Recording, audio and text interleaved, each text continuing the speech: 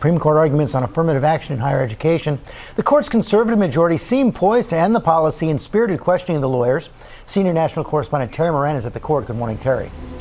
Good morning, George. It does look like the court's conservative majority is ready to take another huge legal step and end the long era of affirmative action in higher education in America. In an impassioned 5 hours of legal argument, the conservative justices repeatedly cast doubt on 4 decades of precedent upholding the use of race as one factor in college admissions. At one point, Justice Clarence Thomas scorned the very idea that diversity is beneficial to students on campus. He said, "I've heard the word diversity quite a few times, and I don't have a clue what it means. It seems to mean everything for everyone." This court's upheld affirmative action programs time and time again over the years, but of course, the court is different now. And while the conservative justices pushed to overrule those precedents, Justice Elena Kagan and the other liberals pushed back. Justice Kagan seeming to summon up the hopes that undergird the law of affirmative action. She said, "I thought that part of what it meant to be an American and to believe in American pluralism is that actually our institutions are reflective of who we are as a people in all our variety." And if the court does overrule affirmative action, that means it could overrule it in business, in arts, and in other areas as well. Listening to Reset Race, you now tuned in to Reset Race. You're listening to Reset Race, you're now tuned in to Reset Race. What? Put them back on the grill again. We grilling them, put them back on the grill again. We grilling them, put them back on the grill again. We grilling them, back on the grill again. We grilling them, You're listening to Reset Race. ADOS need reparations to make America great. You're tuned in to Reset Race. We no longer starving while others eat off our plate. No. You're listening to Reset Race. We focused on our justice claim. We know what is at stake. You're tuned in to Reset Race. You'll find out who really about justice and really who fake. Lineage go back to US Southern plantations. Lineage, Jim Crow and mass incarceration. Redlining lynchings, we are old from this nation. You're not about justice if you ain't for reparations. MG the wise one, cousin mother intellectual. Samantha bringing fire, anti-black, we pressing you. No permanent friends and no permanent enemies. The backbone of the country, the way you need our energy. You gon' see, listening to Reset Race. You now tuned in to Reset Race. You're listening to Reset Race. You're now tuned in to Reset Race. Put them back on the grill again. We grilling them. Put them back on the grill again. We grilling them. Put them back on the grill again. We grilling them. Back on the grill again. We grilling them. You're listening to Reset Race. ADOS need reparations to make America great. You're tuned in to Reset Race. We no longer starving while others eat off our plate. No. You're listening to Reset Race. We focused on our justice claim. We know what is at stake. You're tuned in to Reset Race. You'll find out who really about justice and really who fake. Welcome to Reset Race.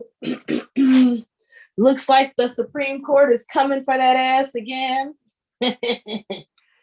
So affirmative action is on the chopping block. And I think everybody on this panel has nuanced and interesting views on affirmative action.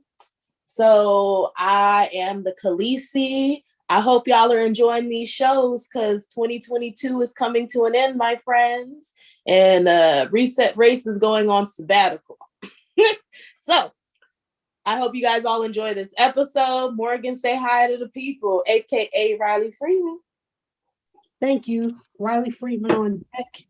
Let's get into it. They want to be racist. They don't understand our lineage. There's a lot going on. So you can find me at Cali Tasked Us. Let's get into it. All right, John, say hi to the people. Hey, what's up, everybody? My name is John C. I'm an average American Negro, and I'm back with the Reset Race family. The Supreme Court has finally brought affirmative action to the court for hearings to make a decision on it. We did a few episodes we did a lot of episodes early on about affirmative action. Kenny Zoo one was a big one. When we cooked his Asian ass, whatever. When we cooked him, we got him the fuck out of here. But yeah, so I'm very, very interested to hear what my comrades got to say about this, man, because I know how I feel, and I got mixed emotions and mixed, like I know how I feel, but I really want to know what my people got to say about this. So I'm happy to be here. You know what I mean? Like, let's get the cooking. Like, let's break it down. All right. All hail King Killmonger. All hail King Killmonger. He is I and I am him. Eastside Joey on Twitter. Affirmative action. As a child of the 90s, I didn't really benefit very much from this. But we're going to do a deep dive and see what's going on with the Supreme Court potentially overturning it. And last but not least, Mud, say hi to the people. Yeah, they call me Mud. You can find me on my social media at Of Lineage, Twitter and Instagram, creator of Bitter Dose TV. Let's go ahead and get into the show. Affirmative action could be the next major precedent to fall. I'm Brianna Keeler with John Berman in person this morning. In just a few hours, the Supreme Court will hear arguments on whether colleges and universities can continue to consider race as a factor in admissions. Challengers in these cases are targeting Harvard and the University of North Carolina. They argue that the school's admissions programs violate equal protection principles, eliminate the promise of a colorblind society, and discriminate against Asian Americans. We will hear argument first this morning in case 21-707, Students for Fair Admissions versus the University of North Carolina. Mr. Strawbridge. Mr. Chief Justice, and may it please the court. Racial classifications are wrong. That principle was enshrined in our law at great cost following the Civil War. A century of resistance to race neutrality followed, but this court's landmark decision in Brown finally and firmly rejected the view that racial classifications have any role to play in providing educational opportunities. Since then, the court has broadly enforced the Constitution's prohibition on the use of racial classifications. Whatever factors the government may use in deciding which jurors to sit, who you may marry, or which primary schools our children can attend, skin color is not one of them. Grutter is a glaring exception to this rule. This court should overrule it. First, Grutter is grievously wrong. Its view that the educational benefits of diversity justify racial classifications contradicts the 14th Amendment's guarantee of equal treatment. It relied upon stereotypical assumptions that race is necessarily a proxy for one's viewpoint, and its purported limits are empty and self-contradictory, which is why UNC simply ignores them. Grutter also creates many negative effects. Some applicants are incentivized to conceal their race. Others who were admitted on merit have their accomplishments diminished by assumptions that their race played a role in their admission. And there is no evidence that after 2 decades, Grutter has somehow reduced the role of race on campus. Finally, no one is actually relying on Grutter. The opinion forecast its own demise, and it made clear that race-based admissions must be diminishing over time, but that has not happened. UNC officials testified that they cannot imagine any scenario that would actually lead them to end their racial preferences. UNC claims license to use race in perpetuity, and the district court held that Grutter allows this. Racial classifications are wrong, and this court should overrule Grutter. All right, so I got a bunch of clips from the oral arguments from the Supreme Court affirmative action case. This is involving the University of North Carolina and some Asian, some people from the AAPI community saying they'd been discriminated against, and they went after affirmative action, which of course takes a shot at us. But I'm going to go ahead and skip the intro for the purposes of this, and we'll get right into this clip talking about race neutrality. It's a different analysis when the mechanism that's chosen is not a racial classification itself. But I do think that well, this court's I guess the question is why is that true? A lot of our constitutional doctrine suggests that it's not a different analysis. In other words, one way you can offend the Constitution is by using an impermissible classification. Another way you can offend the Constitution is by devising a proxy mechanism with the purpose of using of achieving the same results that the impermissible classification would. Right. So the question, I suppose, is why, I took your answer, which I welcome, to be yes, of course the 10% plans are constitutional.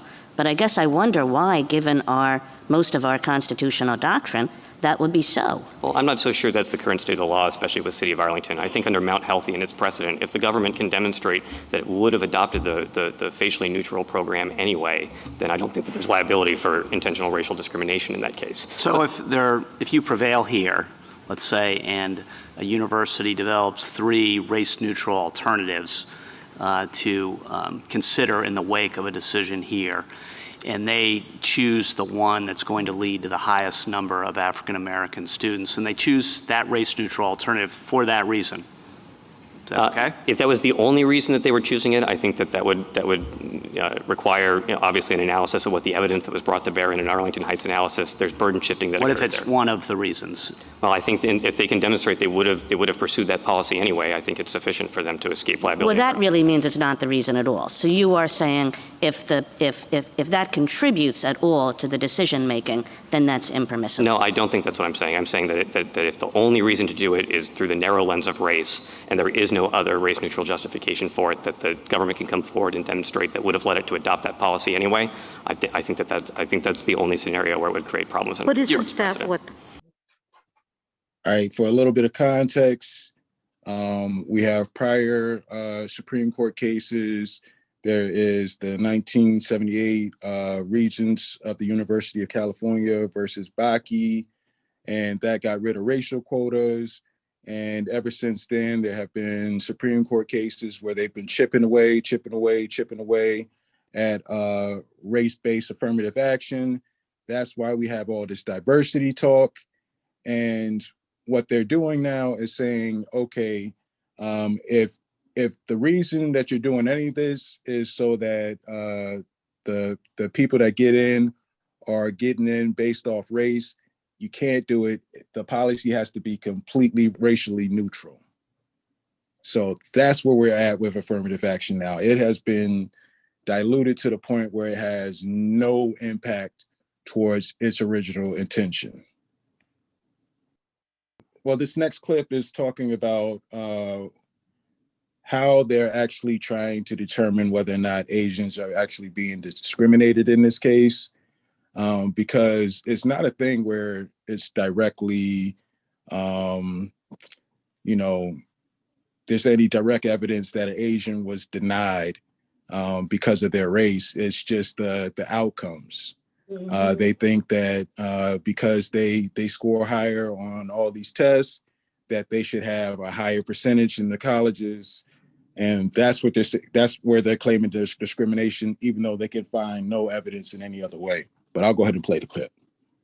I think we have to understand whether race is being used in this context to give rise to an actual concrete particularized injury that would give the members of your organization standing to challenge the use of race in this context. And so I've been struggling to understand exactly, this is sort of where Justice Sotomayor was coming from. I've been struggling to understand how race is actually factoring into the admissions process here and whether there's any actual redressable injury that arises. So can you help us with that, figuring out how exactly does UNC's system work in terms of the use of race? Well, and how your members are being harmed by that? So let me start with the legal question, which is concrete injury. Gratz establishes that the denial of an opportunity to fairly compete for admission when one of the factors that's used is racial classifications is sufficient to create concrete injury. Except no Gratz was like a set aside. It was a specific set of circumstances. You could see there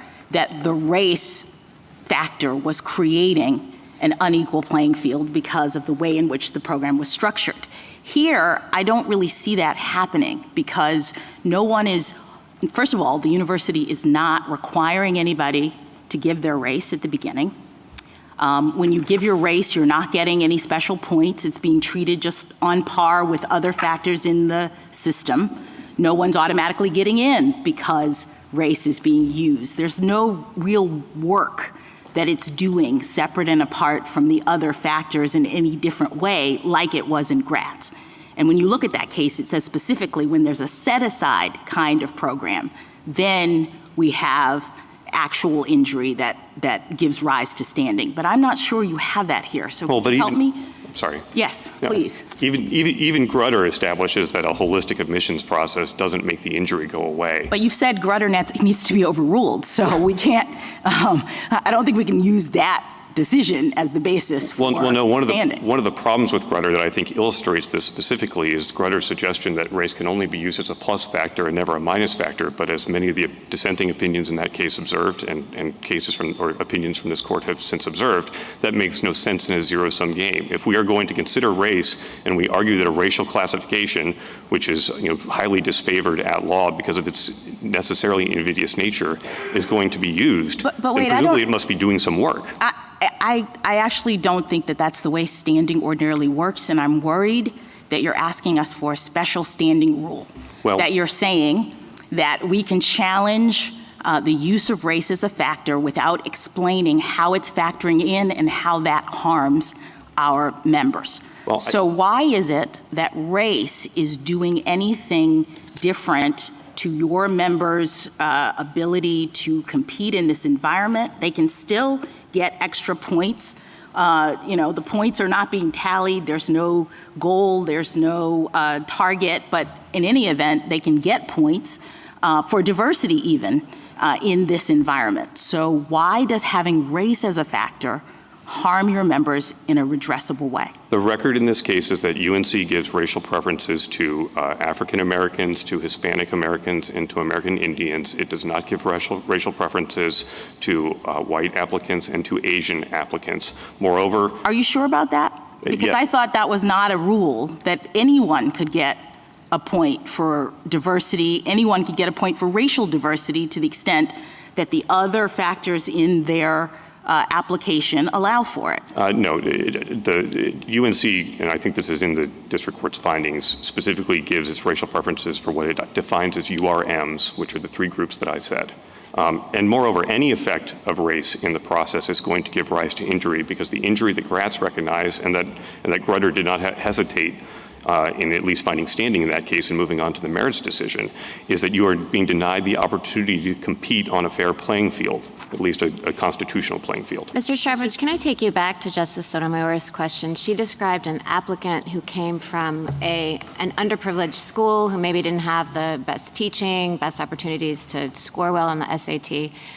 And I want to know whether, in your view of the world, if a student wrote an essay describing some of the experiences that Justice Sotomayor said, I struggled with socioeconomic diversity, racial prejudice, things that shape who I am. In your view of the world, could a university take that into account without offending the Equal Protection Clause? Yes, I think this court's precedents even note that the act of overcoming discrimination is a separate and apart distinction from race, in part because any member of a race may be in a position, or a member of any race might be put in a position where they feel somewhat isolated or somewhat different. Okay, so I understood you telling Justice Sotomayor that you thought that would not be permissible, but that's not your...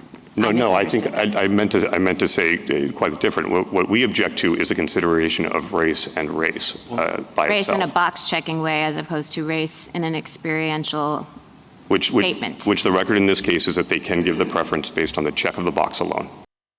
Okay, this part. So there was a lot of double talk, because when you listen to this, you keep hearing them say, as you keep going, they keep saying, we do not give people points strictly because of race. Race can be something that we factor in, but there's like 50 or 60 other things that we factor in. So he's basically saying that, but they're basically saying that, no, you should be able to factor in race. And as we go through further, you'll hear them be like, well, yeah, you should be able to factor in that somebody's parents are foreigners, but you shouldn't be able to factor in that like somebody, is Black and comes from slaves and stuff like that. Like we'll keep going through it, but as you go through it, it's just a lot of them. They're trying to make it sound like just because, like they just make it sound like they automatically give you extra weight for being Black and being Latino. And from what's being explained by the other side, that's not the case. Yeah, you have to have all the same type of scores and all that type of shit. It's just like if you're basically have the scores, you have the extracurricular activities, you have the personality, yada, yada, yada, you have a good background story, then race could possibly be the thing that gives you that tiny edge. But it could be the deciding factor. yeah, but it's not like your admission is based on race. But it's frustrating listening to this because you hear what they're trying to do, and it's like, okay, so you're just trying to chip away at Black people's access to college and whatnot. But at the same time, you get a little glimmer of hope, at least from our perspective, because what he's saying is that, okay, we cannot deal with this on the basis of race, but if discrimination can be proven, then you can argue this. Now, I'm a little bit concerned that then the argument's going to be about you have to prove that there's current discrimination, which I think we could pretty much prove, but that just puts another wrinkle into it versus like we go after historical discrimination. But I think that leaves it a little bit open to where this whole box checking thing, we could transform that, and that can be our access to reimagining affirmative action and possibly pushing forward with reparations. I just wanted to say, it seems to me like for Black people, it's a mirror of how Asians dwell in our society. You're silent, but you're a minority. Now it seems like you want it both ways. And that's what we hear in these arguments. You want it both ways. It's really amazing to me that these people can stand with. I actually want to see their faces while they're telling these lies. You're never going to have it both ways. Well, John, arguments in these two cases against Harvard and UNC, they're teed up for this morning. The Supreme Court will once again re-examine affirmative action, but this time with that solidly conservative court, it is quite likely that the justices could once again upend precedent and ban affirmative action once they release their opinions sometime next year. And all of this is happening as the groups fighting to end the consideration of race in admissions, they have been quite outspoken. Diversity, as important as it is, cannot come at the expense of Asian Americans. These Asian American students are leading a fight against affirmative action. It's time for Asian Americans to break up with woke diversity. They're at the center of a lawsuit against Harvard, accusing the Ivy League school of discriminating against Asian Americans to make more room for Hispanics and Blacks. Calvin Yang, who's now a sophomore at UC Berkeley, claims he was denied admission to Harvard because of his race. It goes to show that there is a trend here, a trend where Asian Americans are systematically getting discriminated because of who we are. Now the case against Harvard and a separate but related suit against UNC Chapel Hill is coming before the Supreme Court. The current law. Conservative activist Edward Bloom has been leading the crusade to end affirmative action for nearly a decade. Classifying students by race and ethnicity, treating them differently because of their race and ethnicity, it's unfair. Bloom started the group Students for Fair Admissions and initiated cases against Harvard and UNC Chapel Hill years ago. Harvard is accused of holding Asian Americans to a higher standard and capping their numbers, but the school says it sets no limits. At UNC Chapel Hill, some students say there's too much weight on race in admissions, resulting in discrimination against whites and Asian Americans. The school, though, contends it takes a holistic approach to admissions decisions. Multiple federal judges have ruled neither school has violated the Constitution by considering race in the admissions process. But now Bloom and his supporters are banking on the Supreme Court reversing its own precedent and banning the use of affirmative action. I think that is something that has been polarizing, it has been problematic, and I think the nation is ready for this. I mean, I think what you gotta understand is that, first of all, they are arguing about laws that were written in the time where Black Americans were the majority minority. So a lot of the laws, like they're arguing laws from Reconstruction for some reason. They're arguing laws from civil rights, where, you know what I mean? Like where there was specific, it was something that was directly going on with us that needed to be fixed. In order to fix that, but not exclude everything, in order to make it more legal, they had to do that. But at the same time, now we live in a society now where, you know, based off the gains we got from civil rights, there are so many other groups of people here that are non-white now. And it's funny because they're using what we went through, like our fight against us. When we wrote these laws, there were no immigrants that were Black here. There were no Indians here. There were no Chinese people here. There were no Hispanics here. They were damn near non-existent. Like, so they're arguing about laws that we already put in place based off like what we've been through and all that stuff. They kind of level the playing field between us and the white power structure against us in a way to say, like, because like we did it so well that other people benefit from it. So it's all types of layers to it. All right, do we want to keep going? All right. Mr. Strawbridge, let me give you a hypothetical along the lines of some of what you've been questioned about already. Suppose that a student is an immigrant from Africa and moves to a rural area in western North Carolina where the population is overwhelmingly white. And the student in an essay doesn't say this, I was subjected to any kind of overt discrimination, but I did have to deal with huge cultural differences. I had to find a way of relating to my classmates who came from very different backgrounds. Would that be permissible? I think that would generally be permissible because the preference in that case is not being based upon the race, but upon the cultural experiences or the ability to adapt or the fact to encounter a new language in a new environment. And that's just the way of them giving a leg up to immigrants over Black people. So it's like your immigrant experience counts, but my Black American experience doesn't count. They already set a precedent for a distinction, as far as I'm concerned. That's what I heard. You distinguish them. Okay, fine. Thank you. You know, we've been fighting this shit for so long, and we've been trying to point this out to people and trying to explain this shit to people. And they've been trying to, like, you know, gaslight us, try to make us seem like we're crazy.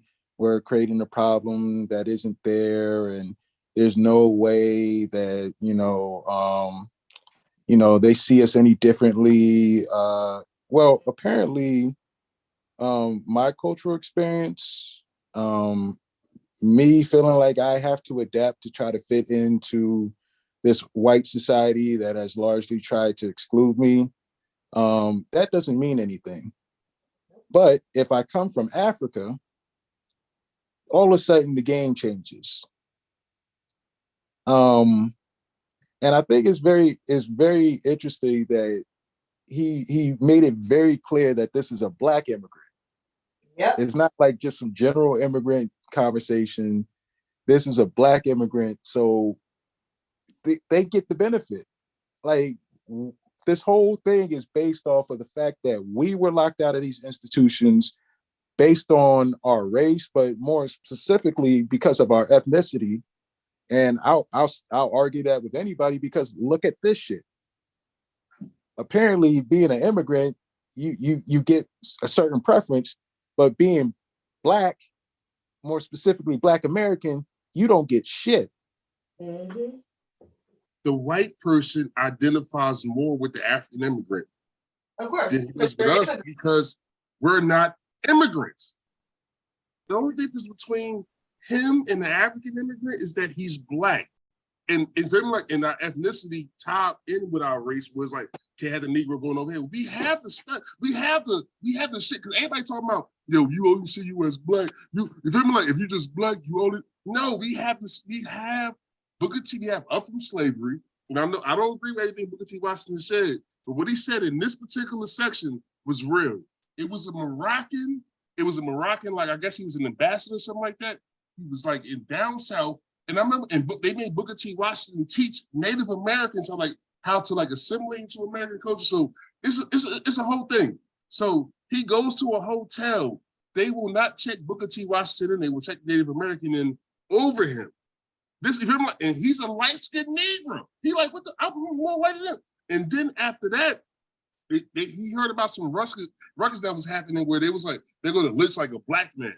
And once he started speaking Moroccan or Arabic, they knew that was not a Negro. So it is a lineage thing. So what they try to do is like, they use the games that we had against us. Like, you know what I mean? Like, because you're black in America, your experience is more like a low bottom white person experience. Like, you don't know nothing about that.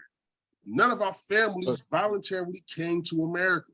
I mean, but this is also a connection in another way. We always want to jump to the white shit, but these are Asians. Mm-hmm. They have that immigrant connection with the African immigrant also. Mm-hmm. Like, we're the only ones that don't have this connection. Well, us and the Native Americans. And it looks like everybody is just like going ahead and blocking us all out. That seems to be the game plan. Mm-hmm. Are we going to the next joint? Yeah, let's go ahead. I guess what I'm saying is your brief, and this is very explicit in your brief, is like, it just doesn't matter if our institutions look like America. You say this on page 11 in your reply brief. And I guess what I'm asking you is, doesn't it? I mean, doesn't it? These are the pipelines to leadership in our society. It might be military leadership. It might be business leadership. It might be leadership in the law. It might be leadership in all kinds of different areas. Universities are the pipeline to that leadership. Now, if universities are not racially diverse and your rule suggests that it doesn't matter, well, then all of those institutions are not going to be racially diverse either. And I thought that part of what it meant to be an American and to believe in American pluralism is that actually our institutions, are reflective of who we are as a people in all our variety. I think that's right. I think the reason that we think that and why that is a great American ideal is because we expect that the government is going to be open to everybody who wishes to apply, and that because merit and your worth as a person and your value as a contributory citizen is not correlated with your skin color. And so naturally, a government that treats people fairly and that makes opportunity open to all will necessarily see racial diversity. And indeed, that's been the experience You said, before. and I think you're right to say this, you said to one of my colleagues' questions, if this didn't matter, they're spending an awful lot of time and money and anxiety doing something that doesn't matter. So let's presume it does matter. Let's presume it does matter that these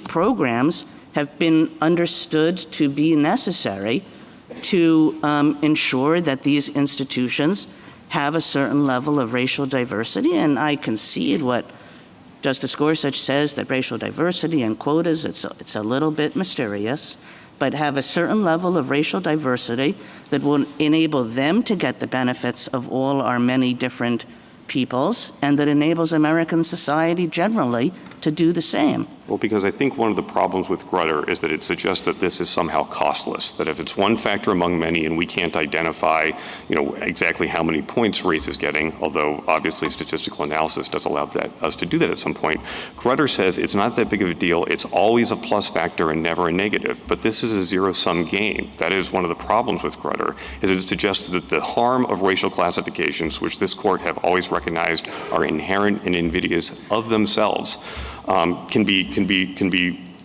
hidden or pushed down as long as race is just one of many factors. Counsel, if you have, I thought your objection is also that the race-neutral alternatives, you have to try race-neutral alternatives first. You don't think the university has, right? We do not think that the university has made a commitment to race-neutral alternatives, and we presented a lot of evidence on this case, and we do not think the district court's analysis is consistent with strict scrutiny, even as Grutter requires it. So if they do, if they cannot take the box being checked into account or can't do that, and do try race-neutral alternatives, is there any evidence in the record about what the results of those would be?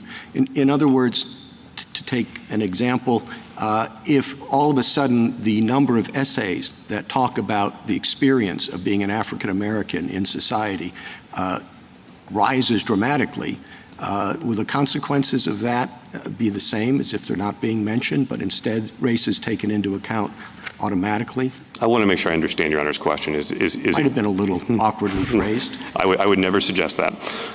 Is the question as to whether or not there's some sort of cheating going on, or is the question whether the race neutral? Not a bit. The question is, the discussion has been about the dramatic plummeting of the number of African American students that would take place if the practice of checking the box with race is taken away. And my suggestion is, if that's not, then maybe there will be an incentive for the university to, in fact, truly pursue race-neutral alternatives, such as, allowing, which I think would be allowed, students, applicants to indicate experiences they have had because of their race. I think that's correct. And just so we're clear, there's a lot of room for UNC in particular to improve its socioeconomic diversity commitment. It claims to value this, but the preference, at least according to our experts' testimony, that it gives for socioeconomic status is lesser than it gives to race. Something like the average median income in North Carolina is about $53,000 a year, but the average UNC student comes from a family making $153,000 a year.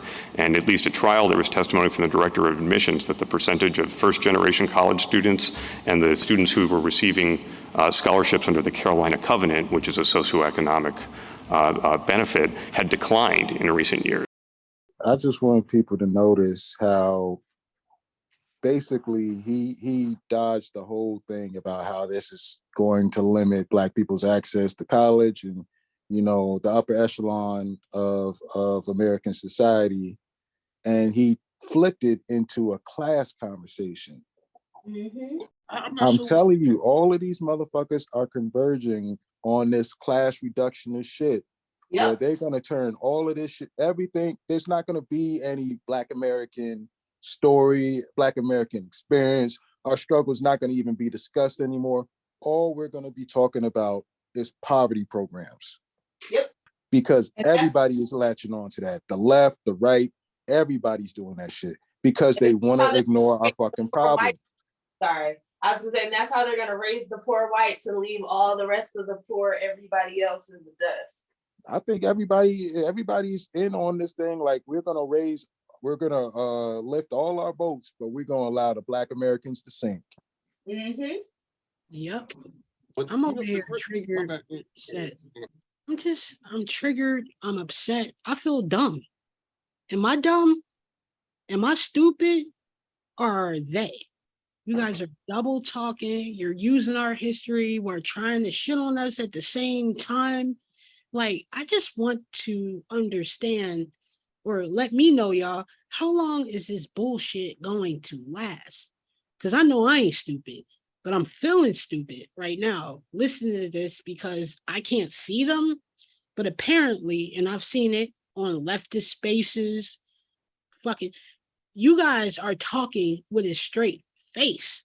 So I just feel like you people are the devil. What is going on? This shit right here, man, this shit don't make no fucking sense, man. Let's get more into it, man. Your position will put a lot of pressure going forward, if it's accepted, on what qualifies as race neutral in the first place. You said socioeconomic is race neutral, top 10% plan, race neutral. You want to respond to that? Well, I'm sorry. I did not mean to interrupt. I just wanted to say that I actually don't think that's been the experience. There are 9 states that have barred the use of race in their college admissions program. We're not aware of anyone who has challenged a race-neutral alternative on the ground that it somehow... Right. I'm just making sure what qualifies as race-neutral in the first place. What if the college says we're going to give a plus to descendants of slaves? Is that race-neutral or not? I think descendants of slaves is a very difficult question because it's so highly correlated with race in the history of our country. I'm not sure that any college has proposed that kind of a preference. I know we have to think forward about what will happen if you prevail in this case, and that seems a potential, so I'm curious about your answer to that question. My instinct standing here is if that were the only basis, then that very quickly starts to look like just a pure proxy for race. It would obviously depend on the actual program as it was implemented. Could you give a plus to applicants whose parents were immigrants to this country? I think that Is that race neutral? I think that if it is immigrants regardless of country and regardless of their racial descendant, I think that is probably closer to being okay. And that's the thing. So they're basically saying that we can't use being descendants of slaves, but you can use being the descendant of an immigrant. It's discrimination against Native born Americans. What were we gonna say, Joey? Because I heard you asking him to stop it. Yeah. He said being a descendant of slaves is a proxy for race. Mm-hmm. Even if that's the case, whose fault is that? Mm-hmm. Isn't that what we're supposed to be undoing here? With the whole concept of affirmative action and getting more diversity into these schools? No, because the Bakke case struck down doing affirmative action as remediation for past harm. This is all supposed to be about improving educational outcomes. Which is fine. But how do we do that for the people that this country is actually targeted to destroy their educational outcomes? They don't give a fuck. That's the point. Like, if y'all noticed, I've been uncharacteristically quiet over these last few clips. It's because, like, I have a problem with like listening to white people discuss my rights. Mm-hmm. It's just like a conversation between slave masters over who's gonna buy me. That's what it sounds like. Mm-hmm. And B, like, I kind of agree with the opposition here. Like, we've run into the limitations of what race can actually do and actually describe. Mm-hmm. Like, race has been our problem, and this is why we've been so heavy on delineation, because every time we try to have a race conversation, people always bring up, well, what about the Black immigrants? So I'm actually with them. Let's put all this race stuff aside, but we have to address the descendants of slaves. I don't care if it's a proxy for, in fact, it's not a proxy for race, because not every Black person is a descendant of slaves. Exactly. The whole idea is that we can't do it based on race because it's like reverse racism towards white people and other groups or whatever, yada, yada, yada. But for some reason, we could discriminate against American citizens. Mm-hmm. I thought the whole thing was you can't discriminate based on nationality, but apparently you can. And Mm-hmm. these motherfuckers aren't even going to challenge it because it's in their favor. It's in the majority of these motherfuckers' favor. Yeah, they bring up Title VII about not, discriminating because of race, religion, or da-da-da-da. And it's so funny because all the stuff that was created to keep white people from discriminating against us, now they're using it to keep them from doing anything to remediate the harms that they did, knowing damn well that this was not about Black people discriminating against white people. But this is America. I just hope Black people understand right now, especially those of us who are descendants of slaves, that this is why we can't back down off of reparations, because they're not going to give us shit outside of that. So the only thing we can fight for right now is our fucking money, and every fucking penny, not no fucking programs, because they're not going to let us keep the programs because of this shit. Especially because I don't know if you got to that part in the video clips, they get into the point where they start talking about 20 years, 25 years, and we're about to be coming up on the 25-year mark in less than 3 years. And they talk about, well, don't we think that it should be time for us to let this go? So yeah, fuck your programs. I want my reparations, and I want cold hard cash and a fucking Brinks truckload of it. Damn, Sam, you just gonna get spoilers the whole night? Sorry, this is why you do your homework. All right, I'm gonna get into this next clip. Okay, cool. I don't know, should I skip this? Because this is really just talking about how like a bunch of their data is flawed, but it's not like really pertinent. Then skip it. We got a lot of clips. Justice Kagan? This is a little bit off the track here, but you made a reference earlier in your remarks about gender differences. And there's a lot of statistical evidence that suggests that colleges now, when they apply gender neutral criteria, get many more women than men, and assume that that continues to be true, so that using gender neutral criteria, men are 30% of a class or 35%. And a university said, that's neither healthy for our university life, nor is it healthy for society that men are so undereducated as compared to women. Could a university put a thumb on the scales and say, you know, it's important that we ensure that men continue to receive college educations at not perfect equality or, you know, but like roughly in the same ballpark? Well, of course, under this court's precedent with respect to the Equal Protection Clause, that is subject to a somewhat lesser level of scrutiny than racial classifications are. So even if they could justify them under this court's equal protection jurisprudence, I don't think it follows that they can justify racial classifications. Yeah, I mean, you're right about the levels of scrutiny, but that would be peculiar, wouldn't it? Like white men get the thumb on the scale, but people who have been kicked in the teeth by our society for centuries do not? Well, of course, our position is that white men could not get a thumb on the scale. That sounds like a racial classification. Men could, perhaps, but not white men. Yeah, but the answer is, could you survive intermediate scrutiny in that case? I don't know, but we've never said that gender differences, at least the court has never suggested that sex discrimination under the Equal Protection Clause rises to the inherent invidious level that racial classifications do. In this case, it's about racial classifications. So this whole gender game, apparently it doesn't matter. There's no discrimination there either. So like they're not even trying to fight for the cause of men who are underrepresented or anything like that. It's just all about us. Yep.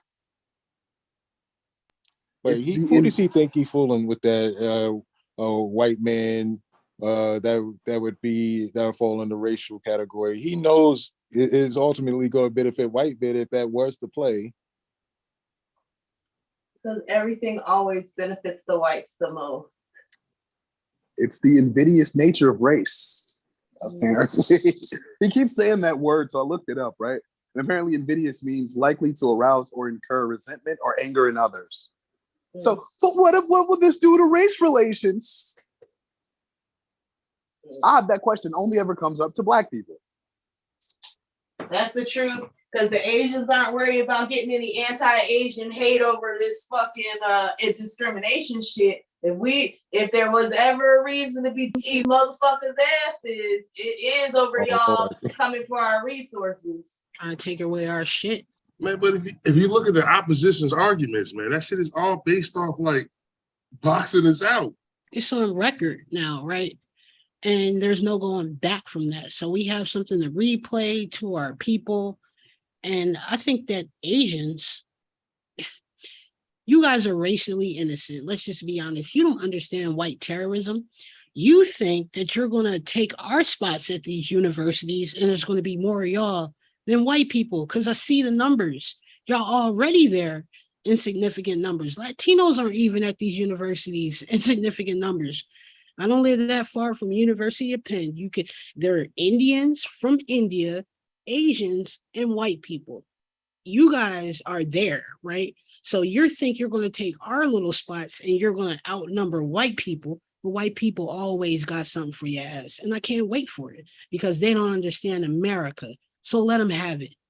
Facts. And low key, if you keep listening to this shit, you keep hearing them bringing up getting rid of checking this box. Asians think that they gonna win if they get rid of checking the box. Nope. You're not gonna win. All right, dude. Whatever. Play the clip. All right. Justice Kavanaugh?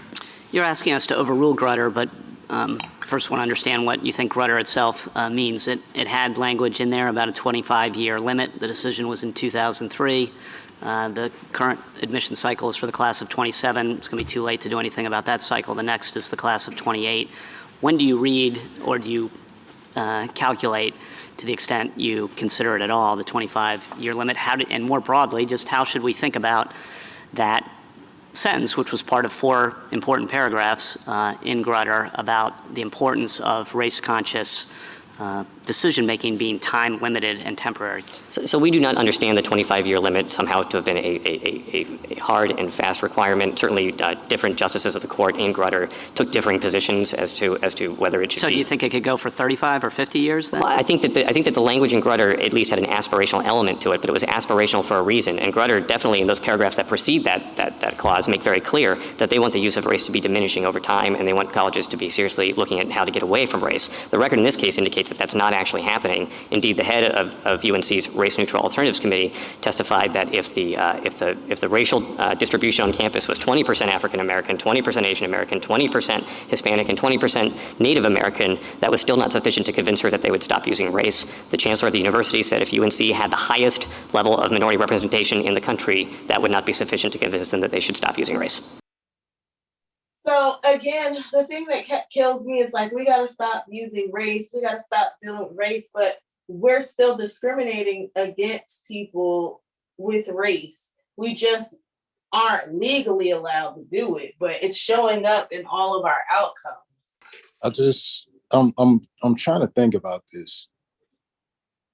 All right. We were all alive in 2003. Mm-hmm. Did any of us think that we were just 25 years away from parity with anybody else? No. And do we think we've gotten close to that point presently? No. So what exactly did they think they saw back then that made them think that within 25 years, that would be an appropriate time to end the shit? Did they really think that progress had been made? Or was it a thing where they were slowly trying to get to a position where they can ignore our problem? That's what it is. It's a little bit of that, but also Asians make more money than white people in this country. That's why I keep saying, like, they all, look, their heads got big. Now this is a life lesson, so it can go in the history books. I want to see how they stand up. You make more money than the white people, right? Now you're over here talking about how you want to take spots from their kids to outnumber their kids in the institutions that they establish. We'll see how it turns out. Was it just that they thought they were going to diversity us to death and completely mask our situation and say we got to, like in the clip where at the end he was saying minority, if we had such and such minorities at a certain level. And then when you really think about it, like all these reports we're seeing about, like, you know, who's really representing Black people in these colleges. Mm-hmm. I'm not going to get into no, like, you know, weird conspiracy theory about all of this shit. I just don't, I don't know. I just see something very odd about this. But I do think this gives us an opportunity if we go the right direction, which means we have to get Black America on board with disaggregation and ethnicity. We can't be doing this flat blackness stuff. We can't be doing this Pan-African, Afrocentric, we're all African shit. Because it like we're setting ourselves up for failure. Yep, this is all lives matter in practice. This is the ultimate result of what that logic of every time Black people have an issue, some other minority pops up. We got the same issue until everybody got the same issue, and all of a sudden we can't talk about Black people no more.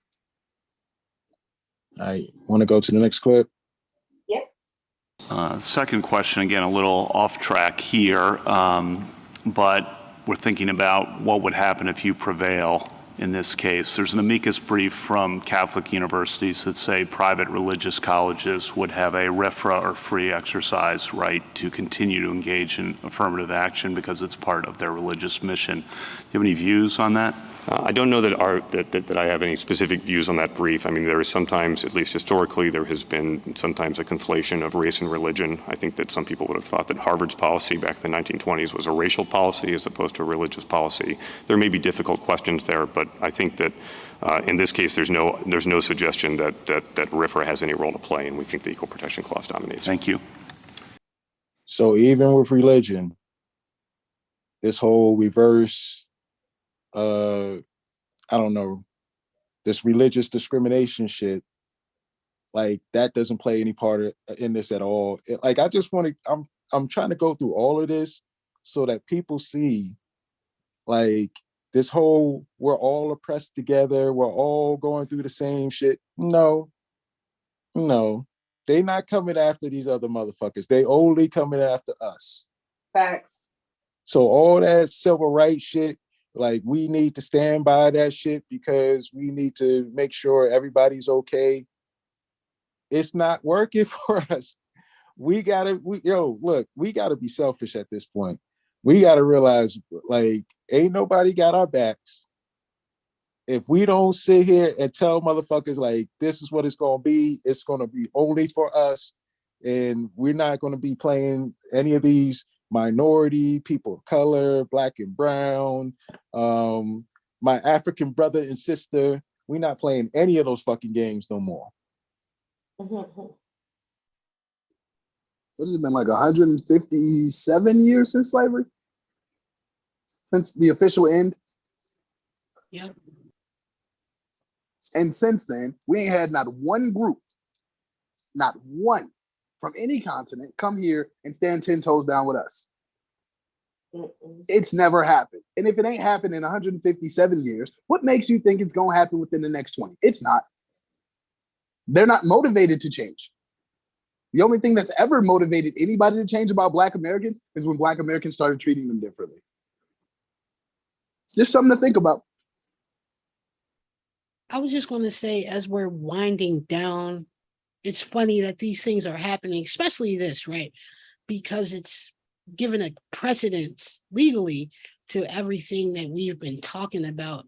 And for me, I'm into my mental health, right? So our listeners, I want you to take a breath and just understand that this is a long fight. And I'm saying this for me, where it's like, yo, don't worry, because we're going to get it together. And I just need to stress that. And I don't want you guys to worry either, because I'm sitting here and my wheels are turning, and it's definitely going to turn out for the best, because like, you understand the leftist spaces, like they sounding like all these PhD academics, Greg Carr, like we can go through the list, but it does.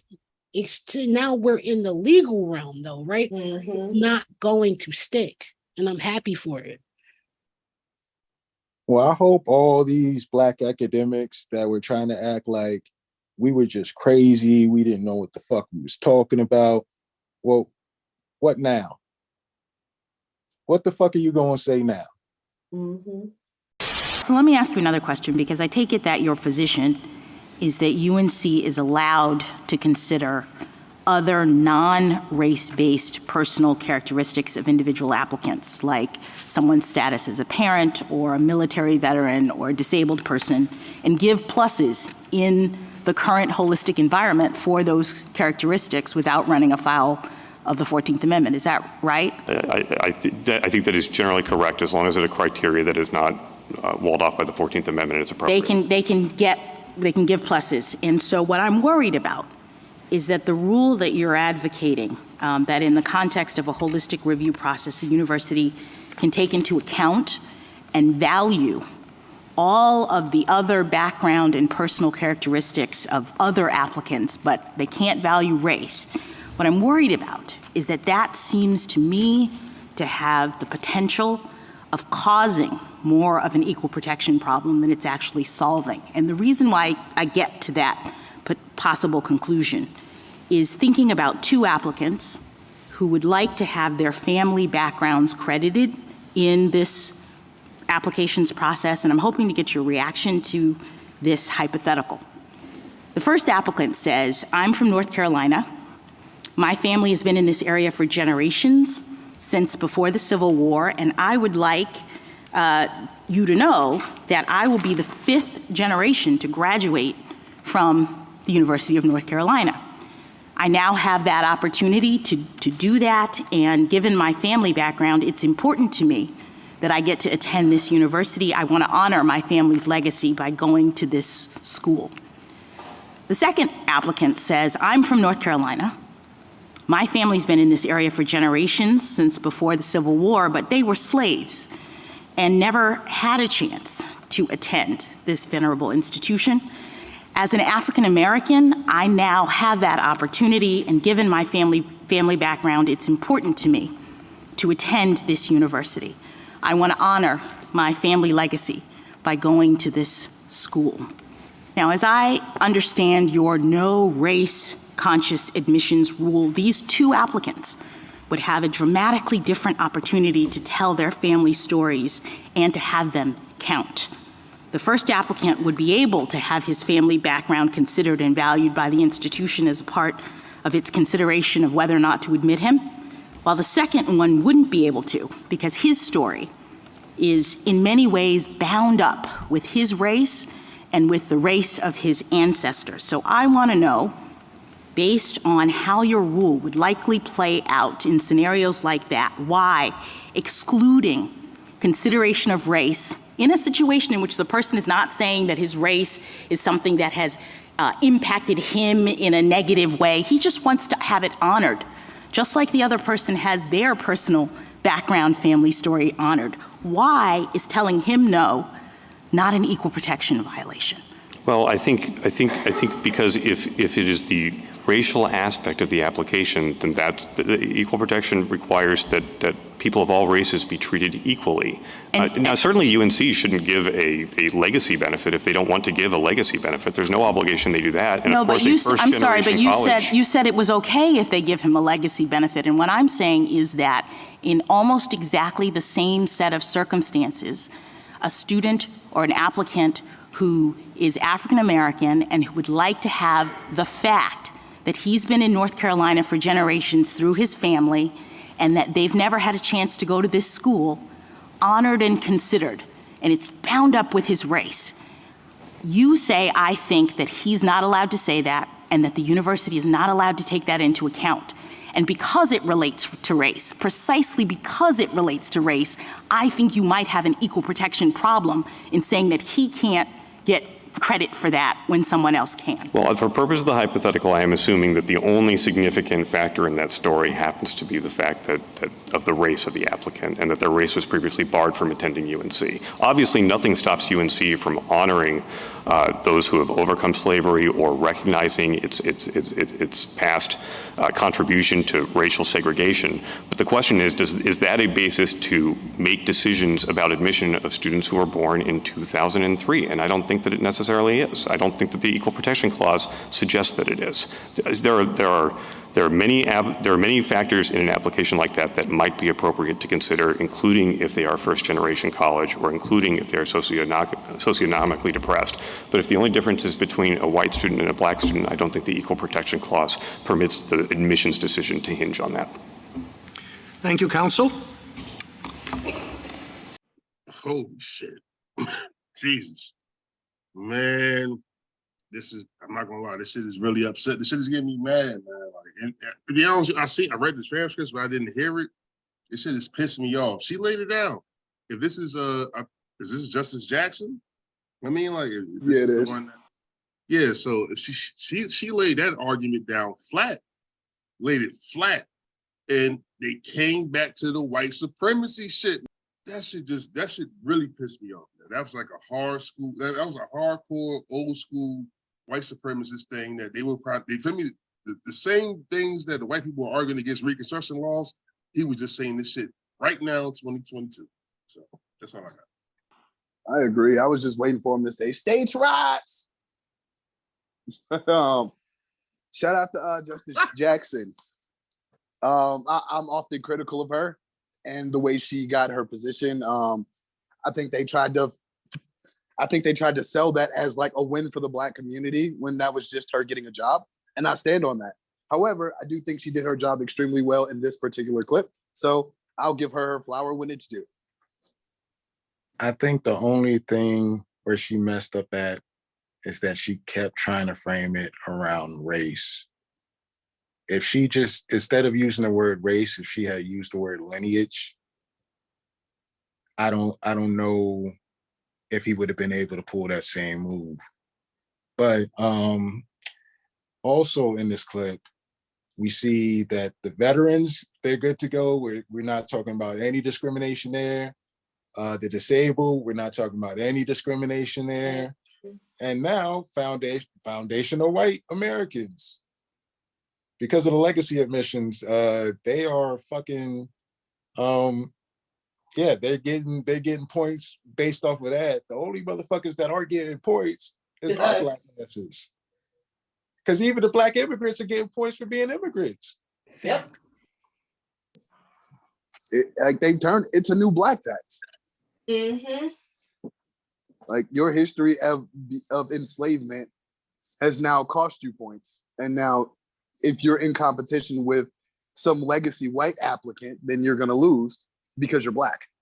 And you can't use your blackness, but they can use their, 5 generations in North Carolina since the Civil War? Or they can use that they're a first generation Ukrainian who had to escape fucking bullshit, not had to escape their Nazi uncles to come here and start their own Nazi regime. Yeah. You get points for that. Or you were a DACA kid who had to live through the age of Trump, or you were a Chinese American talking about what it's like to live under Trump when he's blaming China for the pandemic. And all these things are going to allow these motherfuckers to be able to get extra points. But all the shit that we've been through means absolutely nothing. And he didn't actually answer the question. Like, because she asked him, she was like, okay, well, how is it that this white applicant can get credited for their history in North Carolina, but the black one can't? Like, and if it does happen like that, then isn't that a violation of the Equal Protections Clause? And he's just like, well, he just baffles with bullshit. He never answers anything. Like, he doesn't have answers for these things. And I guess I shouldn't be as frustrated as I am. But again, white people just trigger the fuck out of me when they get to like diminishing my people for no reason. All right, I'm gonna skip these next two. They might be good, but I want to go ahead and see if I can finish this out because, you know, it's getting kind of late and shit. Counsel, if I could return a moment to the drafting of the 14th Amendment. You said we should ignore the post-ratification history, but let's just pay a little attention to it for a moment. In the briefs, we have discussion about the Freedmen's Bureau that Congress set up. How is that consistent or inconsistent with your position? I think it's entirely consistent, Your Honor. The Freedmen's Bureau, for the most part, did not draw any racial classifications. It was classifications on the basis of being a former slave or a refugee, and the refugees at the time from the Civil War were mostly white. In fact, when objections were made in Congress that this is a racial-based law, the people who supported the Freedmen's Bureau denied the charge. They didn't say yes, but so what? They said, no, it is not. It is not race-based at all. So today, a benefit to descendants of slaves would not be race-based, correct?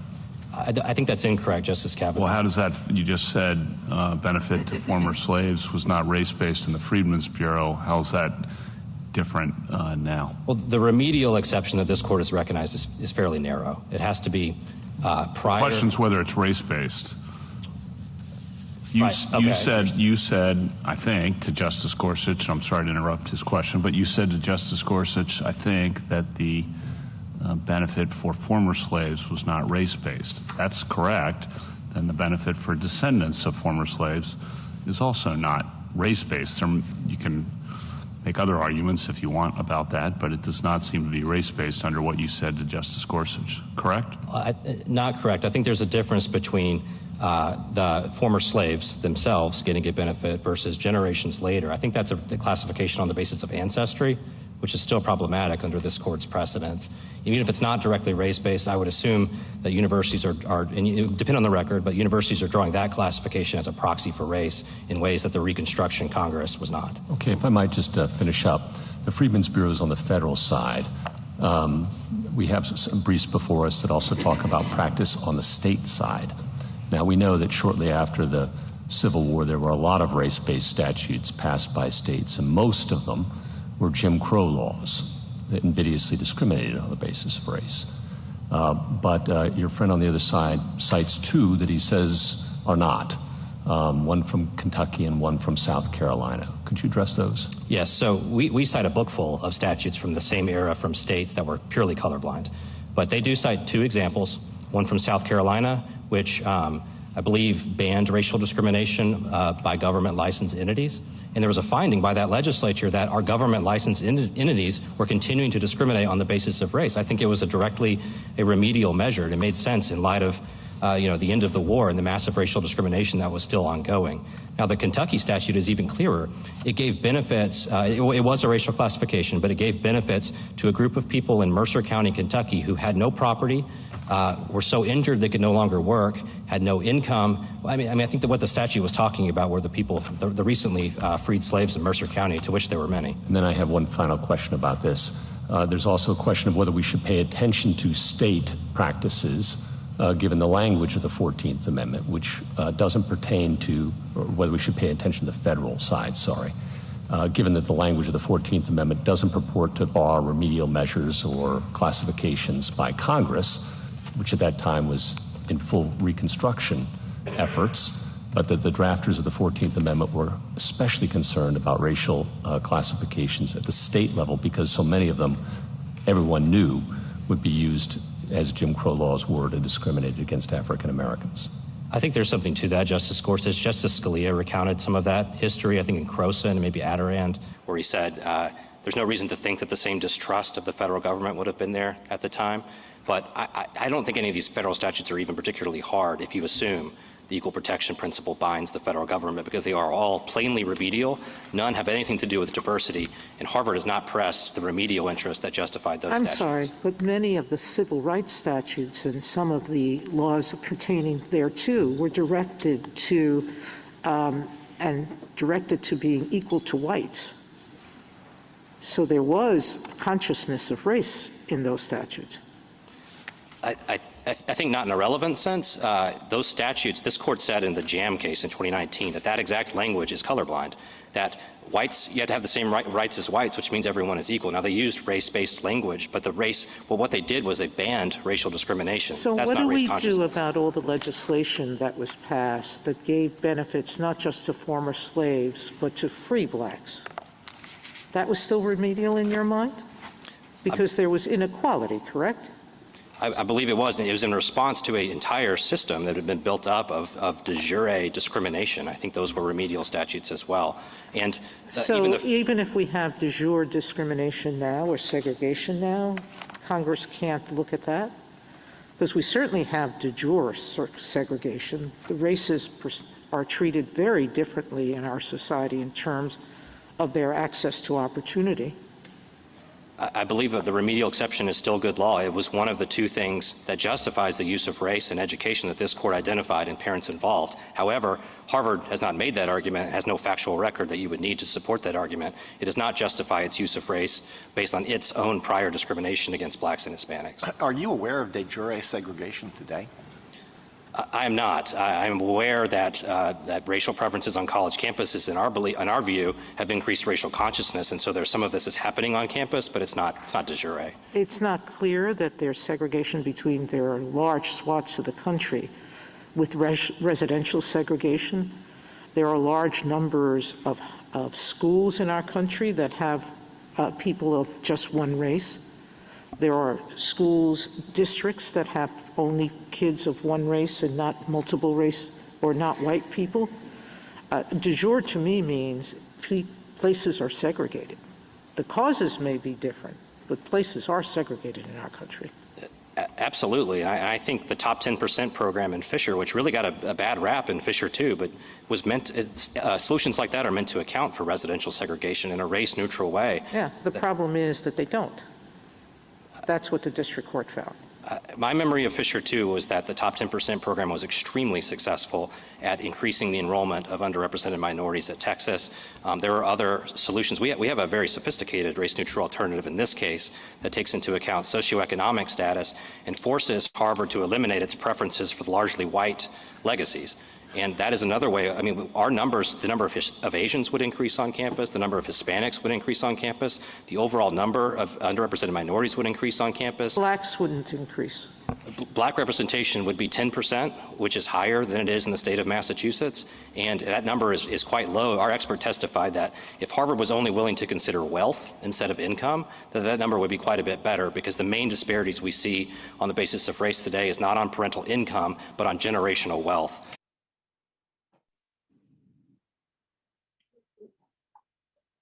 So, yeah, she was wrong. De jure means by law, or, the government is putting in place.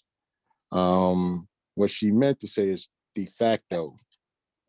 And that's basically, it's not supposed to be like that, but it actually is like that. So we have de facto segregation going on. But still, I mean, it is what it is. And if we're making an argument like they're making this argument based on outcomes, then, we still have standing for our position, in my mind. What else? Oh, the ancestry stuff. Yeah, I mean, that got a little funky.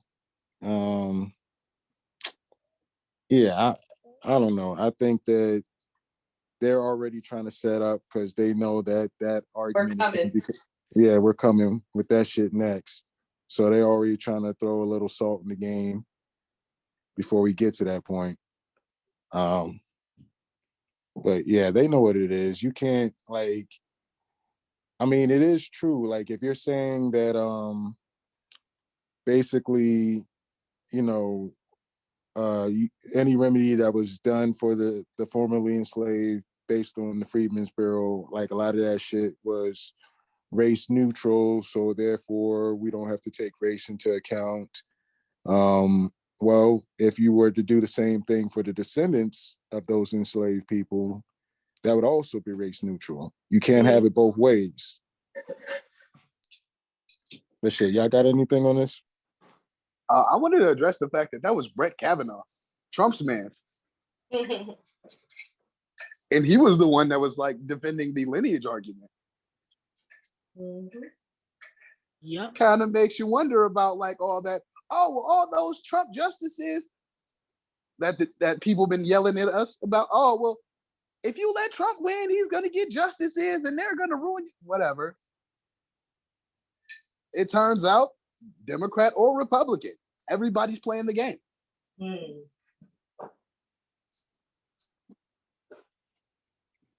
All right, I got a long clip, but it's Ketanji. Am I saying that name right? Ketanji Jackson, breaking pretty much what all of this shit is down.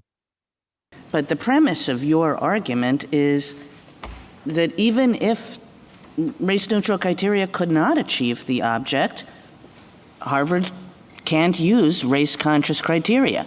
And that must be because you think it's just not important enough. Isn't that right? I don't think that's right. So we have very detailed record evidence here that if Harvard just turned off race on its admissions process, it would still have 6% African Americans, I believe it's 9% Hispanics, so 15% underrepresented. So you think good enough, but how about if it were 2%? I mean, the nature of your argument is that it doesn't matter. That's what the nature of your argument is. I disagree, Justice Kagan. It does matter, because if you're below those numbers, then Harvard's probably discriminating in some sense, and it should stop. Or it's not reaching underrepresented minorities in the way that it should. Perhaps it should not. Well, that's just fighting the question. I mean, the question is, is there a limit beyond which you would say, oh, yes, if you can't achieve that level of diversity with race-neutral criteria, then you're allowed to use race-conscious criteria? I don't think there's any level that justifies explicit racial classifications, but I'm going to fight the hypothetical one more time if you'll let me, because race neutral I don't alternatives. think I will. So let me just go on and ask you a couple of other things. I mean, because this is, to me, this is a lot of the argument here is about a university has a compelling interest in collecting a diverse class, including along racial dimensions, and maybe especially along racial dimensions, given the kinds of challenges that our society faces, in the exact same way that all the other institutions of our society does. So I'm just going to ask you some questions about that. If you're a hospital and you serve a diverse group of patients, is it super important to you to have a diverse set of doctors? I don't know that the evidence about the diversity of doctors and patients or anything about the medical field. It wouldn't matter, yeah. Okay, or maybe it would, you don't know. If you're a police department and you serve a diverse community, is it super important to you to have a diverse set of police officers? I mean, I believe that's important if there's good evidence that a racial classification was needed. That has nothing to do with the educational benefits of diversity in universities. That's the interest that Grutter Do you upheld. think that if you're a law firm, or if you're a judge, and you want to have a diverse set of clerks, do you think a judge can't think about that in making clerkship decisions? Absolutely can think about it. This court's decision in Feeney says knowledge of race is not the violation. It is using it as a factor to distinguish them. Let's say a judge says, I want a diverse set of clerks. That's, I want clerks who would, grade on any number of criteria, but I also want a diverse set of clerks. So over the years, people will look at that and they'll say, there are Asian Americans there are Hispanics there are African Americans there, as well as there are whites there. Can a judge not do that? I mean, I think that is a admirable goal. I don't think a judge could implement that goal by putting a thumb on the scale against Asian applicants or giving a big preference to Black and Hispanic applicants. I think you need to treat people equally based on race, just as you're not going to hold my race against me in judging the quality of my arguments. I think racial diversity is important because it's a good metric to make sure our institutions are equally open. You can certainly be concerned about that. But the question is using racial classification, telling people that you didn't get the clerkship because of your race. Yeah, but the point here is, look, everybody would rather achieve all our racial diversity goals through race-neutral means. Everybody would rather that. And that's certainly what our cases say you have to do. The question is, when the race-neutral means don't get you there, are you prevented from taking race into account in all those ways that I said? And I could add a dozen more. Businesses who find it necessary, in order to achieve their economic objectives, to have racially diverse workforces. I mean, I could go on and on and on. And the question is, when race-neutral means can't get you there, don't get you there, when you've tried and they still won't get you there, can you go race-conscious? I don't believe so, Justice Kagan, and I think this court has already said in Parents Involved that racial diversity is not a compelling interest. It is the overall diversity of all kinds on college campuses. And this doesn't have to be hypothetical. We presented an alternative to Harvard that would achieve socioeconomic diversity for the first time, that would boost underrepresented minority representation, that would lower the number of white students on campus. And so we're talking not about no diversity and diversity, we're talking about 10% Black representation or 14% Black representation. That's your, I would say, narrower argument. I think Justice Kagan's right that you have a broader argument that it wouldn't matter. Then you have a narrower argument, as I read the submission and hear you, that even under the Bakke-Grutter framework, race-neutral alternatives suffice to achieve the kind of sufficient diversity.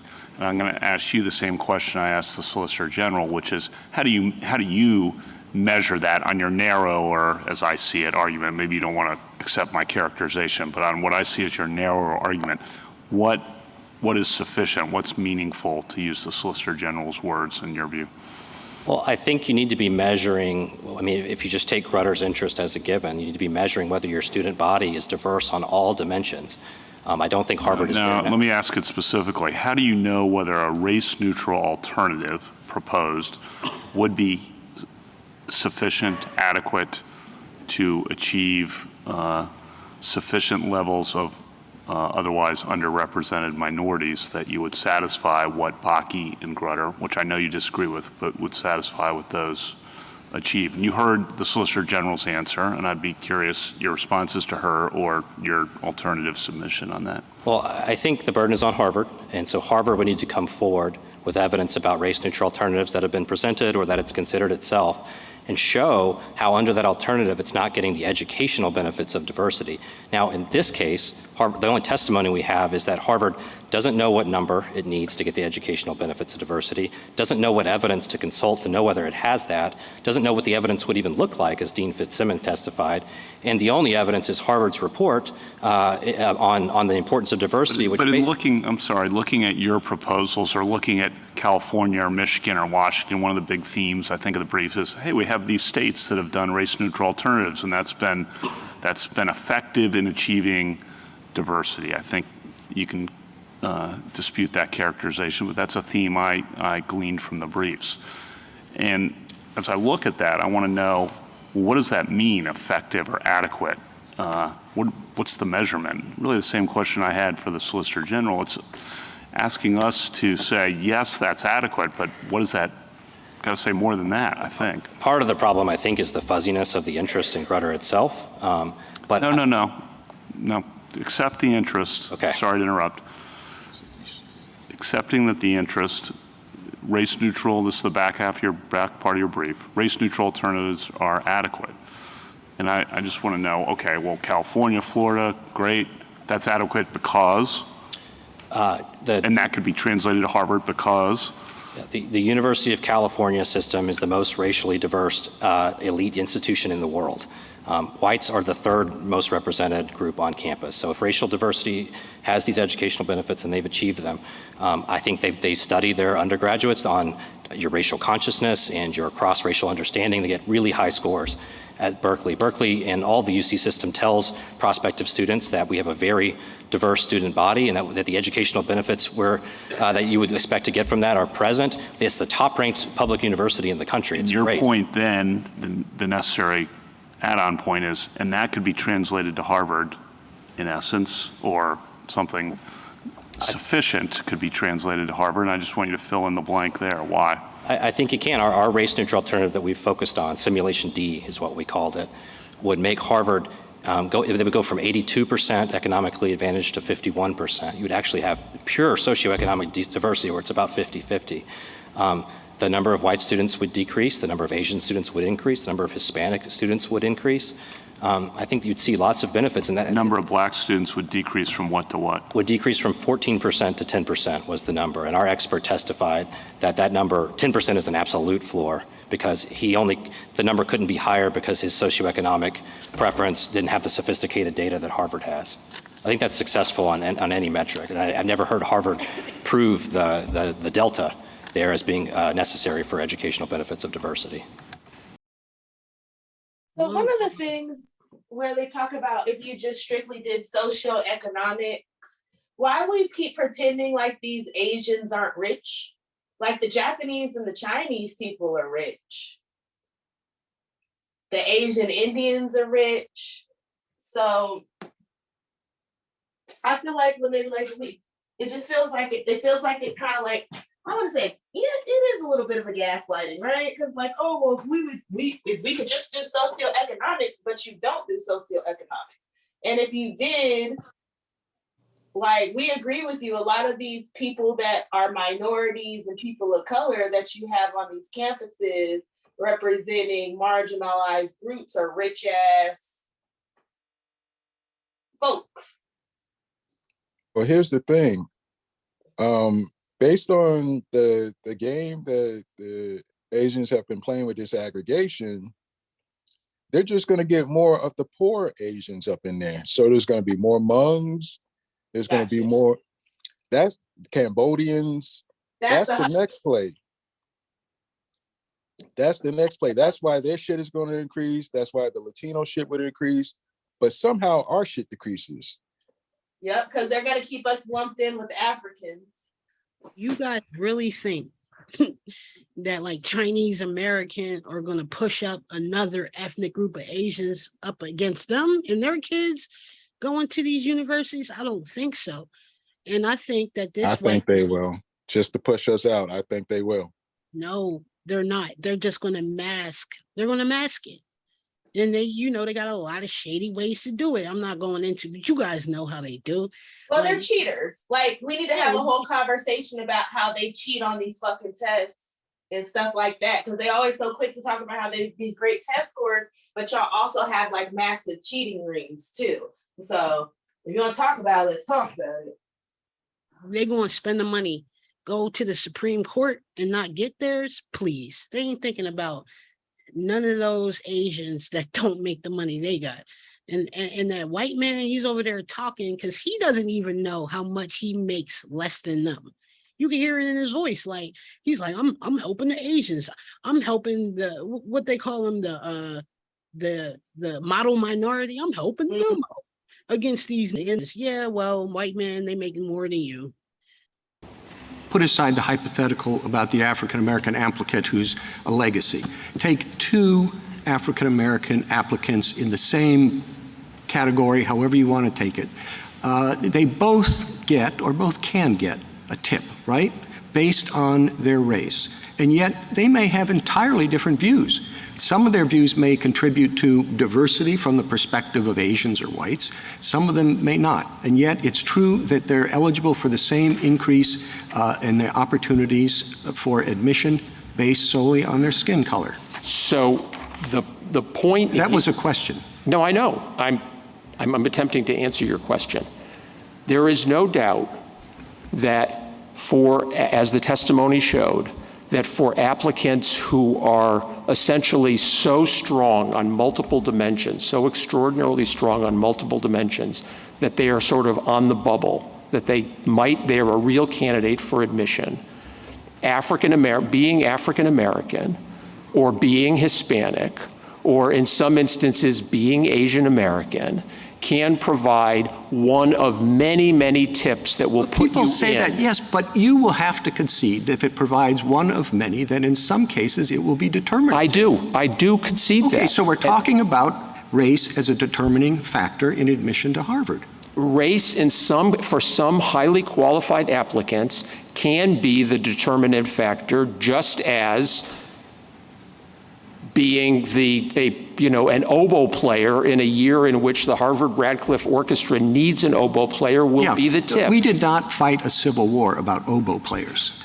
We did fight a civil war to eliminate racial discrimination, and that's why it's a matter of considerable concern. We did not fight a civil war to get rid of racial discrimination. When was that? I was like, I remember the one from the 1800s, but was there another one?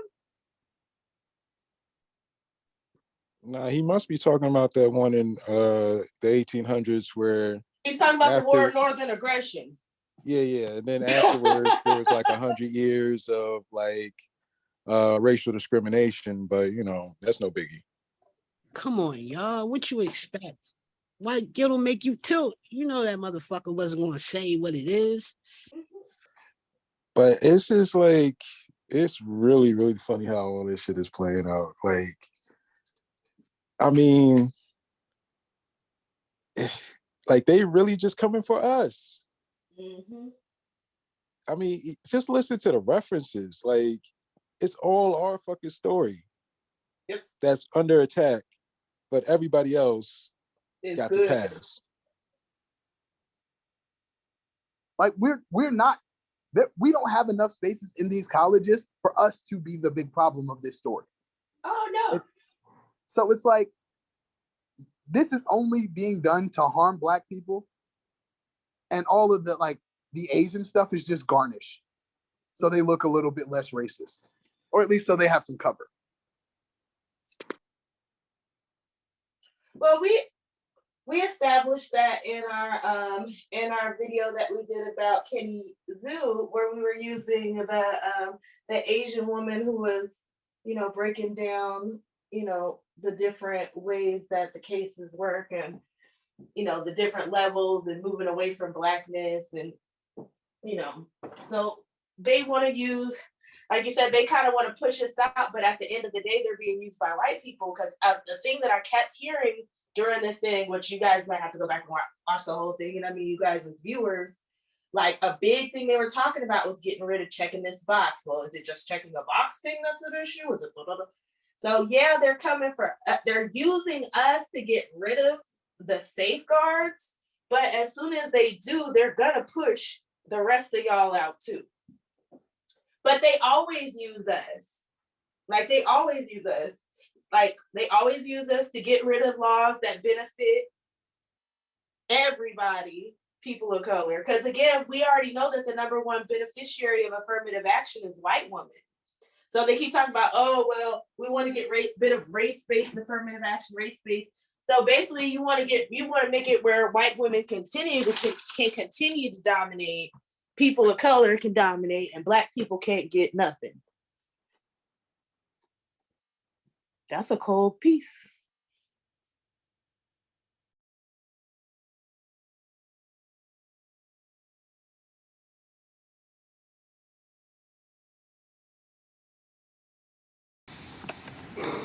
Mr. Hinojosa, I may be tone deaf when it comes to all these other things that happens on campus about feeling good and all that sort of thing. I'm really interested in a simple thing. What benefits academically are there to your definition or the diversity that you're asserting? Specifically, I know kids feel, you've got studies that show that people feel better and they don't feel isolated, on and on. I'm focusing on what you went to college to do, to learn something. Do you have anything that demonstrates that? Yes, Your Honor. And you're asking for the specific educational benefits of diversity? Yes. Those would include, for example, fostering innovation. And there's plenty of testimony in this case from chemists, professors at UNC and from students themselves who have understood the importance of diversity in helping to foster innovation, to broaden perspectives, engaging in students. And this is all the way harkens back to the Sweat v. Painter case and the McLaurin cases, where they acknowledge that racial interactions and dialogue between students helps better prepare them for the world that they're going to work and live in. There is the reducing stereotypes. For our own students who testified in this case, it's played an incredibly important role in their education. And when you help reduce stereotypes and isolation, you end up impacting the educational environment for all students because they are sharing their perspectives. They're not necessarily feeling isolated as the spokespeople. And so those are among the several educational benefits of diversity that have been recognized and that we, as the respondent students, support. Justice Alito? You make some very good points in your brief, but reading it, I was struck by the fact that the word Asian does not appear one time in your brief. Yet Asian Americans have been subjected to de jure segregation. They have been subjected to many forms of mistreatment and discrimination, including internment. So do you have anything to say this morning about the interests of students of Asian background and how Asians were not forced into internment. Japanese Americans were. So the Chinese weren't rounded up and put in camps in this country. The Hmong, the Indians that are Asian. Huh? The Chinese was snitching on them. So my whole thing is like, even with that, you're lumping a whole group of people in that don't even have that struggle. And this is a conversation that we had in the Kenny Zoo video. And remember, when we pulled up that fucking thing showing how many Asian people were here from like 1860 to like 1950, and there was only like none of them. There was a few thousand. Like there wasn't that many of these people, especially like before the 1900s. Like y'all barely existed here, and before slavery ended, y'all really weren't here. So for you to just like lump in a bunch of people into a group struggle that didn't happen is a problem too, because not all Asians faced like structural racism. And even beyond that, do these motherfuckers have that same lineage, or did they come in the 60s? Exactly. So while we figuring this out, my man said we fought a war to end, what was it, racial discrimination? Yes. But if we fought a war to end racial discrimination, why do we need the 1960? Why do we need the Civil Rights Act in 1965? Did we lose? Fuck yeah, we did, nigga. Because we fought a war to end racial discrimination for them to institute the Black codes less than 10 years later. I mean, they did murder Dr. King, didn't they? His whole thing was like, I want to end racial discrimination. You would think he'd be like, not murdered.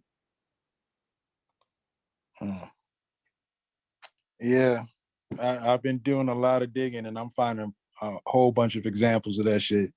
Like Latinos, Asians, fucking Arabs, like all types of motherfuckers that was coming in like the 1800s, and somehow they were able to like not go through the shit we was going through. Even what we're seeing now, this was always about keeping the slave class subjugated. And Black Americans, descendants of chattel slavery, are that slave class. And as much as everybody keeps turning this shit into like, oh, well, it's all class, it's all class. Well, Black American descendants of chattel slavery were a class as well. We were a race. We were a class that they created into a race, and it was a permanent underclass. And we're still a permanent underclass. This is true, but I got a question. I got a question for you, sis. I got a question for you, everybody. Why is there so many Asian Americans so happy that affirmative action may be ended right now? Why are they so happy about this? I've been seeing a lot of people cry. And the anti-Asian discrimination now. I don't know what's going on. Because they think that there's just a bunch of Black people everywhere in school that are uneducated and dumb Neanderthals, and they think they're gonna get all these spaces. But at the end of the day, you still got to compete with these whites, and they're gonna get. So this is the thing, right? California already got rid of the SAT. So let's say that they fucking knocked down the race section, whatnot, whatever. And my whole thing is like, this guy's arguing that ethnicity is okay, but race isn't. What happens when the next person drags this shit back to court and says ethnicity is not okay, so they can push out the others? Well, we like, don't what's to stop them? There's no law saying that you can't do shit based off of ethnicity. Mm-hmm. I mean, we had unfortunately, the Civil Rights Act is like a double-edged fucking sword. It backfired on us because we thought it was going to protect us based off race, and now it's like you can't do shit based off of race. Mm-hmm. So that's where we're at with that shit. But you want to go ahead and finish this? For sure. So do you have anything to say this morning about the interests of students of Asian background and how your arguments impact them? Yes, Your Honor. So 2 points. One is that discrimination against Asian Americans is wrong. It's bad. We do not condone it at all. But 2, our brief actually reflects the record in this case. There were no claims developed by petitioner involving the mistreatment or maltreatment of Asian American students. And I think that was one of the problems that happened with the first brief, is that they conflated their arguments against Harvard, which Mr. Waxman will adequately defend shortly. But those arguments conflated the issues. There's no racial balancing claim against UNC. There's no allegation of quota. There's been a lot of talk about quota in this case. There's no claim about that. There's no claim against UNC involving the intentional discrimination against Asian American students vis-a-vis white students or other students. No discrimination. Then why This are is, we here? yeah, this is all about nothing, and they got to the Supreme Court with this shit. All so they can fuck us. Yeah. And the fact that the Supreme Court took the case says a lot. Yes, it does. But all right, I'm gonna go ahead and go to this last clip. And I guess I have a two-part question and then an assumption that I want you to bake into the two parts. The first is, what is Harvard doing in an ongoing way to test whether that is true? And the second is, does Harvard see any progress along that dimension? In other words, I think it was said by Petitioners' Counsel, oh, Harvard is doing, is putting is using as great a preference as it ever did. And the question is, over time, has Harvard found that it has become less necessary to use race-conscious means or not? Here's the assumption that I want to have you baked into this, which is I take petitioners to be saying, and I think that this is an important thing, that it doesn't matter if some part of the reason for adopting race-neutral approaches is to achieve racial diversity. I think that they very clearly said that. I'm not sure I understand why, given their legal arguments, but I think that they very clearly said that.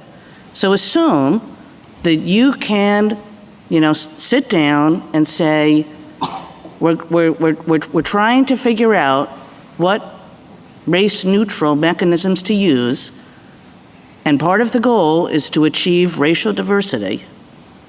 What is Harvard doing to answer that question, and is it any closer? I left it there because he didn't actually have a good answer. Mm-hmm. And the reality is they just want to see the end of affirmative action. And if they don't kill it here, they want them to come up with a timeline, and they want them to be able to define when exactly they have reached their goal with all of this, because they just want affirmative action to be done. Mm-hmm. And the problem is, if you're not doing this to rectify past harms, then there's no real way to clearly measure whether or not you're making progress, because there's no real end goal. Mm-hmm. If you're doing it based off of lineage, I mean, the end goal could be seeing once we have actually been able to achieve a certain social economic outcome. Mm-hmm. Then you could say, okay, Black Americans were locked out. They were able to, we instituted this program and we're able to get their percentage up to certain level. Now we're seeing that they are bringing in a certain level of income based off of this stuff, yada, yada, yada.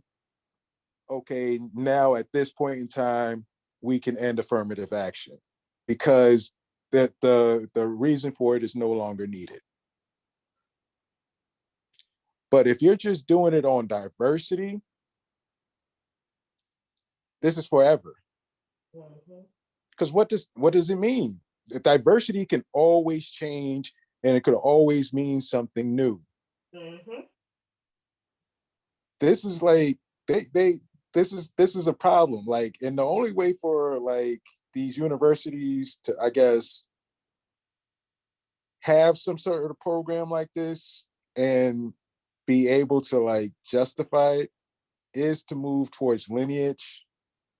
And even if motherfuckers are trying to kill the motherfucker, at that point, you would be able to defend it on so many different grounds, because there's something that is attached to that is tangible, that's concrete, versus this vague diversity, mishmash of everything. I guess we're going to do final thoughts and, wrap it up. All right, I'll go first for final thoughts. Final thoughts.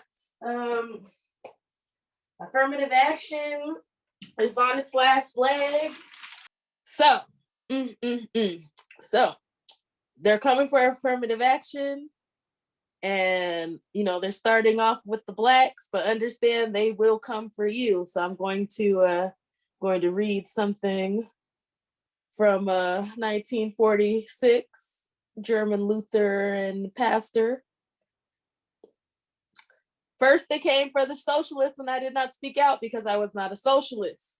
Then they came for the trade unionists, and I did not speak out because I was not a trade unionist. Then they came for the Jews, and I did not speak out because I was a Jew. Then they came for me, and there was no one left to speak for me. You people of color are only here because of Black people. And when they take everything from us, they will come back around to take everything from you. And we will not give a fuck